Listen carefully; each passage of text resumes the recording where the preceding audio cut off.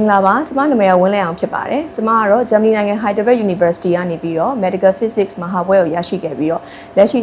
Grand Hunter International ဆေးရုံမှာ Medical Physicist အနေနဲ့တာဝန်ထမ်းဆောင်နေတာ6နှစ်ရှိပြီဖြစ်ပါတယ်ကျွန်မဒီနေ့ပြပြခြင်းတဲ့အကြောင်းအရာကတော့ကင်ဆာကုသရေးမှာအဓိကအခန်းကဏ္ဍကနေပါဝင်တဲ့ဓာတ်ရောင်ခြည်ကုသမှုအကြောင်းကိုကျွန်မဒီအခြေခံဘူသုတအနေနဲ့ပြပြခြင်းတာဖြစ်ပါတယ်ရှင်ဓာတ်ရောင်ခြည်ကုသမှုလို့ခေါ်တဲ့ဒီအင်္ဂလိပ်လိုဆိုလို့ရှိရင် radiation therapy RT လို့လည်းအတူကောက်ခေါ်ကြရပေါ့နော် RT ရဲ့အဓိကအကြောင်းအရာကတော့သူကလွယ်ပြောလို့ရှိရင်တော့ဓာတ်ရောင်ခြည်ဒီ X-ray photon ray စတဲ့ဓာတ်ရောင်ခြည်ကိုအသုံးပြုပြီးတော့ဒီ cancer cells တွေကိုဖျက်ဆီးပြီးတော့ cancer ကိုကုသပေးတဲ့နည်းလမ်းပဲဖြစ်ပါတယ်ဒီနေရာမှာကုသတဲ့နေရာမှာသူ့ရဲ့အားတာတဲ့အချက်ကတော့ cancer cell အတိအကျကိုတိတိကျကျနဲ့မြန်ဆန်ဖြည့်ဆည်းပေးနိုင်တယ်အချိန်တိုအတွင်းမှာလည်းသူ့ရဲ့ response တွေကိုမြင်တွေ့ရမှာဖြစ်ပါတယ်ဒါကတော့သူ့ရဲ့ဒါအားသာချက်တွေပေါ့နော်သူ့ရဲ့ခက်ခဲတဲ့အပိုင်းတွေကတော့ဒီ RT ပေးတဲ့အပိုင်းနေရာမှာဓာတ်ရောင်ခြည်အနေရကိုဘယ်လိုမျိုးတက်နိုင်ဆုံးshort ချမလဲပေါ့နော်ဓာတ်ရောင်ခြည်အနေကင်းစေတဲ့ workspace ဖြစ်အောင်လို့ကျမတို့ဘယ်လိုမျိုးထိန်းချုပ်ပေးရမလဲဆိုတာကိုနေ့တူကကျမတို့ကဒါထိန်းချုပ်ရတဲ့အနေအထားတွေဖြစ်ပါတယ်ကျမ medical physicist တယောက်အနေနဲ့ဒီလိုမျိုး workflow မှာဘယ်လိုမျိုးတွေကျမတို့ဒီ quality control ကိုထိန်းချုပ်ပေးရတယ်ဆိုတဲ့အကြောင်းကိုကျမပြပြချင်ပါတယ်ရှင်ဓာတ်ရောင်ခြည်ကုသမှုမှာအဓိကကတော့သူကဒီရောင်ခြည်ကမျက်စိနဲ့မြင်ရတာမဟုတ်တဲ့အတွက်ကြောင့်မလို့ဒီရောင်ခြည်ပေးခြင်းတဲ့နေရာကိုတကယ်တိကျတည်ကြတဲ့ရောင်ခြည်ကြားရောက်ဖို့ပြီးတော့ရောင်ခြည်ပမာဏကြားရောက်ဖို့ကိုကျမတို့ကအမြဲတမ်း quality control ပြီးတော့ဒီ quality assurance ပေါ့နော်အမြဲ QAQC ကကျမတို့အမြဲထိန်းချုပ်နေရတာဖြစ်ပါတယ်ကျမတို့ဒီ Grand Hunter ဆေးရုံမှာဆိုလို့ရှိရင်ဒီဓာတ်ရောင်ခြည်ကုသမဲ့ set ပေါ့နော်ဒီ RT set ကိုကျမတို့ကနေတိုင်း daily QA လည်းဝင်ပေးရတယ်လို့မျိုး monthly QA လည်းကျမတို့ဝင်ပေးရပါတယ်ဒါကတော့ကျမတို့ဒီ medical physicist ရဲ့ပြီးတော့ radiation therapist လို့ခေါ်တဲ့ RTT တွဲဖက်ပြီးတော့လှုပ်ဆောင်ရတဲ့အပိုင်းဖြစ်ပါတယ်ရှင်ကျမတို့စီမှာ RT ပေးရဲ့လူနာတစ်ယောက်ချင်းစီအတွက်ကိုကျမတို့ကတိကျတည်စားပြီးပြမြောက်တဲ့ RT ကုသမှုဖြစ်စေဖို့အတွက်ကိုကျမတို့ကဒီworkflow တစ်ခုချင်းစီမှာကျမတို့ကတိတိကျကျလိုက်နာရတဲ့အပိုင်းတွေရှိပါတယ်အဲ့တော့ကျမဒီ workflow တွေကိုကျမဒီအကျဉ်းချင်းကျမပြောပြချင်ပါတယ်ပထမအဆင့်1အနေနဲ့ကတော့ဒီဒူနာတယောက်ဟာဓာတ်ရောင်ခြည်ကုသဖို့လိုအပ်ပြီးဆိုတဲ့အကြောင်းကိုဒီသက်ဆိုင်ရာကင်ဆာအထူးကုဆရာဝန် oncologist ပေါ့နော် oncologist အနေနဲ့ကအရင်ဆုံးသူတို့ကဒါ confirm လုပ်ပေးပြီးဆိုလို့ရှိရင်ကျမတို့အနေနဲ့ CT အရင်ဆုံးရိုက်ရပါတယ်ရှင် CT ရိုက်တဲ့အခါမှာကျမတို့ကဒီ RT center မှာရှိတဲ့ CT set နဲ့ပဲကျမတို့ကရိုက်ရပါတယ်ဘာဖြစ်လို့လဲဆိုတော့ကျမတို့ကဒီ CT ရိုက်တဲ့CT ရိုက်တဲ့နေ့မှာဒီ patient ရဲ့ position အနေအထားအတိုင်းဒီ RT ပေးတဲ့အခါမှာလည်းဒီလုံးဝအတိအကျဖြစ်စေဖို့အတွက်ဖြစ်ပါတယ်ဒီနေရာမှာတချို့ဆိုလို့ရှိရင်ပေါ့နော်တချို့ patient တွေကဒီတခြားနေရာမှာ CT ရိုက်ခဲ့တယ်ဒီမှာပြန်ရိုက်ဖို့လိုသလားဆိုပြီးတော့မေးကြတာရှိပါတယ်အဲ့ဒါကိုကျွန်မတစ်ခါတည်းဖြည့်ပေးစင်ပါတယ်လိုပါတယ်ရှင်ဘာဖြစ်လဲဆိုတော့ကျွန်မတို့ကဒီ CT ရိုက်တဲ့ position အနေအထားတိုင်းကိုကျွန်မတို့ကဒီ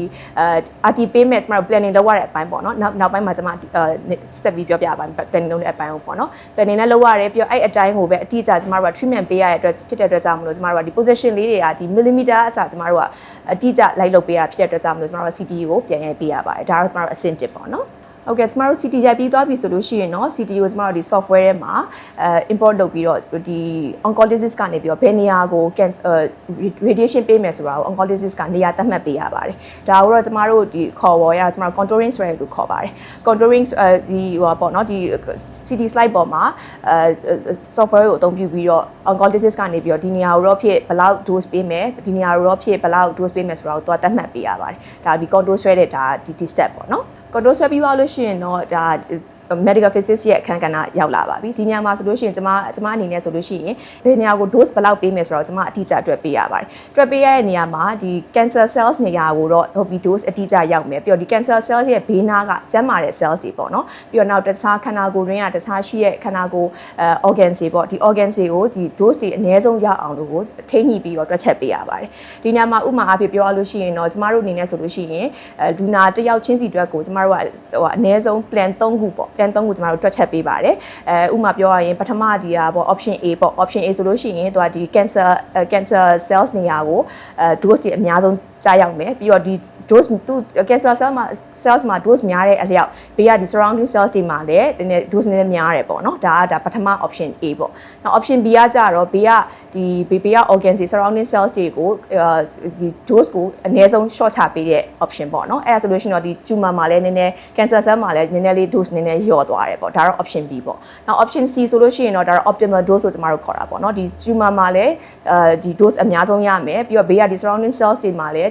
dose အနည်းဆုံးဖြစ်မဲ့ဒီဟိုပါပေါ့ဒီကတော့တွက်ချက်မှုပေါ့နော်ဒီ option 3ခုကိုကျမတို့က patient တစ်ယောက်ချင်းစီအတွက်ကိုကျမတို့ကတွက်ချက်ပေးရပါတယ်ရှင် ဟုတ်ကဲ့အဲ့တော့ကျမအဆင့်လေးအနေနဲ့ကျမဒီ medical physicist က planning ပြီးသွားပြီဆိုလို့ရှိရင်အဲ့ planning ကိုကျမနဲ့ medical physicist နဲ့ oncologist ကကျမတို့ကပြန်ပြီး discussion ဝင်ရပါတယ်ခုနကကျမပြောတဲ့အတိုင်း option တွေအများဆုံးရှိရတဲ့မှာဒီ plan ကတော့ဖြစ်ဒီ plan မှာတော့ဘယ်လိုအားသာချက်ရှိရဲဒီ plan မှာဘယ်လိုအားသာချက်ရှိရဲဆိုတာကိုကျမတို့ကအချင်းချင်းပြန်ပြီးဆွေးနွေးရတယ်ပေါ့နော်ပြီးတော့မှဒီ patient အတွက်ကိုကျမတို့တကယ်အသင့်တော်ဆုံးဖြစ်မဲ့ plan ကိုကျမတို့ပြန်ပြီးရွေးချယ်ရပါတယ်ဒီနေရာမှာ carry မကြိုက်သေးဘူးဆိုလို့ရှိရင်လည်းပြန်ဆွဲရတဲ့အခါတွေလည်းရှိရပေါ့နော်ကဲနောက်ဆုံး final decision ကတော့ oncologist ကနေပြီးတော့ချမှတ်ပြီးတော့ဒါဒီဘယ် plan ကိုရွေးချယ်လိုက်ပြီးဒီဥစ္စာကို treatment ပေးလို့ရပြီဆိုပြီးတော့ဒီက oncologist က decision ချမှတ်ပါတယ်ရှင်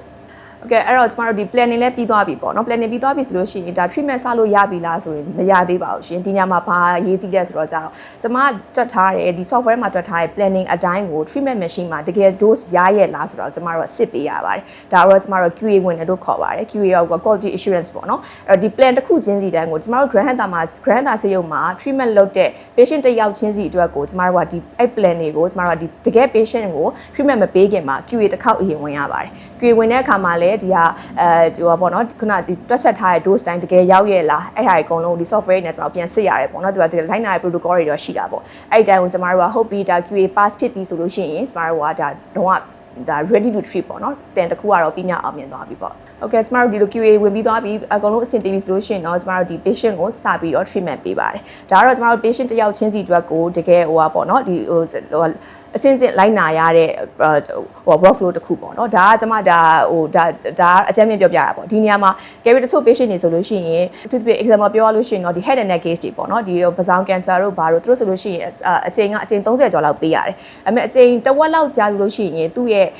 ဟိုပါပေါ့ဒီ radiation ရဲ့ effect ပေါ့နော်ဒါကောင်းတဲ့ response ပေါ့ကောင်းတဲ့ response အောင်ကျူမာကသေးသွားတာရှိရ position ပြောင်းသွားတာရှိရအဲ့ဒါဆိုလို့ရှိရင်ကျမတို့ကဟိုးအစအနေပြန်လုပ်ရပါတယ်အဲ့ဒါဆိုလို့ရှိရင်ဒီ carry ထားပါတော့အချိန်30ပေးရမယ့်ခါမှာအချိန်15ချိန်လောက်မှာ position ပြောင်းသွားပြီဆိုလို့ရှိရင်ကျမတို့ကဒီ patient ကိုဟိုအစအတိုင်း CT ပြန်ရရတယ် control ပြန်ဆွဲရတယ်ကျမက planning ပြန်လုပ်ရတယ်ပြီးလို့ရှိရင်အဲ့ plan ကိုကျမတို့က QA ပြန်ဝင်ရတယ်အဲ့လိုပေါ့နော်ဒါအကုန်လုံး procedure ကိုအစအဆုံးကျမတို့ကသေချာပြန်လုပ်ပြီးတော့ဒီအဆင့်ဆင့်ကိုကျမတို့ quality control သေချာပြန်ထိန်းပေးရပါတယ်ရှင်အဲ့တော့ကျမအခုပြောသွားတာလည်းနားထောင်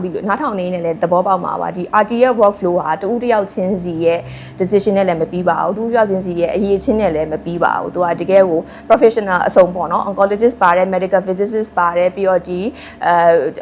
RTT ပါတယ်ပေါ့နော်ဒါအကုန်လုံးရဲ့ကျွမ်းကျင်သူတွေအကုန်လုံးရဲ့ဒါဟိုတိကျသေးချာမှုကျွမ်းကျင်မှုတွေနဲ့ပေါင်းဆက်မှသာလင်တကယ်ကိုပြီးမြောက်အောင်မြင်တဲ့ RT treatment တစ်ခုကရရှိမှာဖြစ်ပါတယ်အဲ့တော့ကျမတို့ဒီ Grand Hunter ဆေးရုံမှာဆိုလို့ရှိရင်တော့ဒီလိုမျိုးအဆင့်ဆင့်တိုင်းကိုကျမတို့ကတကယ်နိုင်ငံတကာအဆင့်မီ protocol တွေနဲ့တကယ်ကိုထိန်းချုပ်ထားပြီးတော့ patient တစ်ယောက်ချင်းစီတိုင်းကိုအကောင်းဆုံးကုသမှုတွေပေးစွမ်းနေပါတယ်ဆိုတဲ့အကြောင်းပြောပြချင်ပါတယ်ရှင်